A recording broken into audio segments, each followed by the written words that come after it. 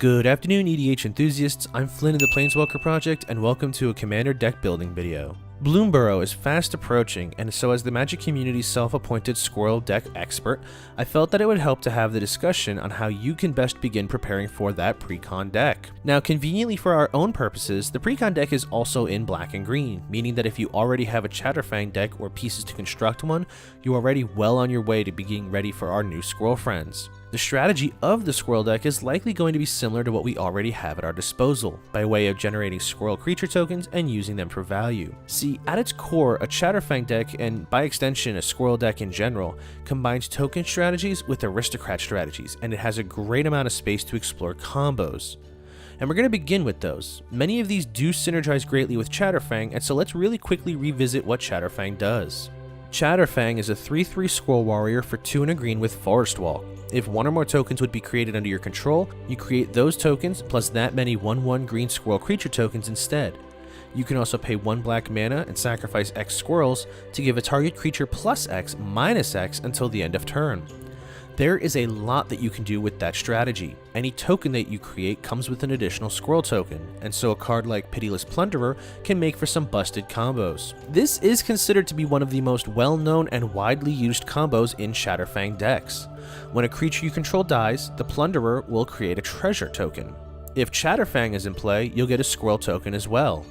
You can use Chatterfang's ability, using the treasure to pay the 1 black mana, as well as the squirrel token that you can give a target creature +1/-1. This will trigger the Plunderer, and since Chatterfang is also out, you'll replace the 2 tokens that you sacrificed with fresh ones, at which point you can repeat the sequence until your opponent's boards are clear of creatures. Combine this with something like Blood Artist or Zulaput Cutthroat, and you'll have a very powerful aristocrat synergy. We also have the combo of Squirrel and the Ivy Lane Denizen. Whenever the Squirrel has a +1/+1 counter put onto it, either by its own evolve trigger or by other means, you may create a 1/1 squirrel. The Ivy Lane Denizen puts a +1/+1 counter onto a target creature whenever you have another green creature enter, making for a controlled infinite combo, as the Oak is a May ability. This allows you to stop once you've hit a point where you want to stop. This specific combo is not reliant on having Chatterfang in play, and so this is a great starting point if you want to build in the event that the new legendary Squirrel does not function in the same manner as Chatterfang. Our Squirrel lures are where we come across our first major obstacle in preparation for this new deck. We have Deep Forest Hermit, Deranged Hermit, Drakekeeper, and Squirrel Sovereign.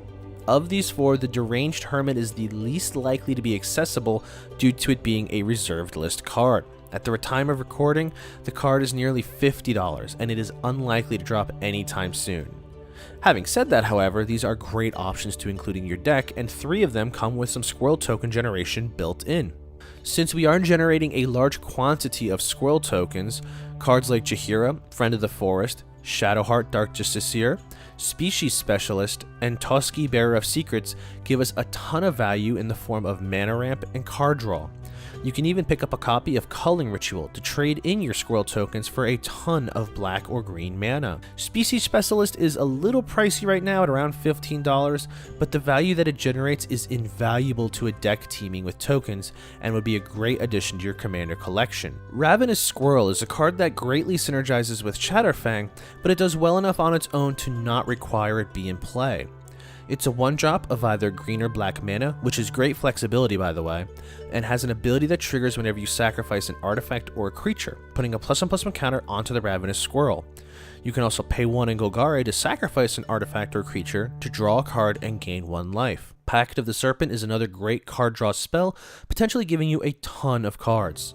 The loss of life is very negligible, as you're getting a 3-drop card draw spell that can be extremely efficient. Other card draw spells to consider are Deadly Dispute, Plumb the Forbidden, and Village of Rites. These have sacrifices as part of their cost, but they will draw you some cards and help you dig for the cards you need, and they might synergize with some of the other things you've got going on in play. Along those same lines, Collector's Vault and Idol of Oblivion are very underrated card draw engines in this deck. Collector's Vault even gives you a treasure token, and so if you have Chatterfang out, you'll draw a card, discard a card, create a treasure token, and then a squirrel. I'm also entirely on Chitterspitter as being one of the best squirrel cards you can run. At the beginning of your upkeep, you can sacrifice a token, and then you put a acorn counter onto Chitterspitter. Squirrels get +1/+1 for each acorn counter on Chitter Spitter. Lastly, you can pay 1 green to tap the Chitter Spitter to create a 1/1 squirrel token. Because you can then use that token to build up your acorn stash on your next turn, it'll make the squirrels you generate later even larger. This is a good way to build up your value and board state, making those 1/1 squirrels you make even more of a threat. Grismold the Dreadsower is another unique tech I include in my personal Chatterfang deck, as it's a 3/3 with trample that grows larger as creature tokens die. What's interesting about it is that on your end step, each player creates a 1/1 plant token, and so if those tokens die, Grismold will grow larger. And since it has trample, your opponents will be hard pressed to let your squirrel tokens die. Since we are in green and black, there are optimal lands that you can begin collecting. I'm not really worrying too much about the mana base right now so much as the spell package, but if I were to mention any land, if you can swing it, Urborg, Tomb of Yawgmoth. See, this card combos with another card we can include called Filth, and is a great combo for a token deck to have. So Urborg turns every land into a swamp, and if you have Filth in your graveyard and you control a swamp, your creatures have Swamp Walk. But because every land is now part swamp, your entire board is unblockable and it's live all the time. Now, at the time of recording, we don't have any details on what this Precon will be like, aside from it being a squirrel deck and being focused on tokens and, of course, the color identity. There are cards unique to Chatterfang, such as Skewed Swarm and Emrakul's Evangel, that may not work as well with the new cards.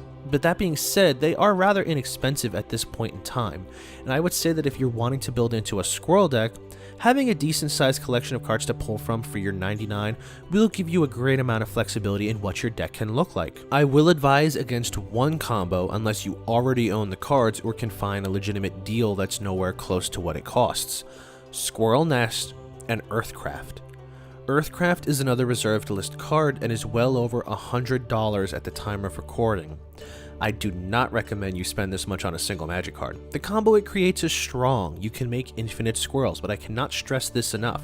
The money that you would spend on this single card could buy you an entire commander deck, and so if anything, I would just run the Squirrel's Nest. Now for this video, I was debating going through and showing off my new Chatterfang list, which has gone through quite a bit of tweaking since I last showed it on the channel.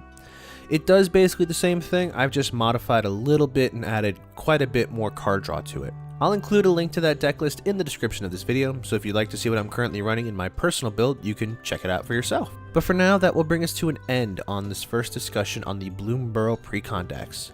Are there cards that you think we should pick up now before we get closer to preview season? Let's discuss it in the comments section below.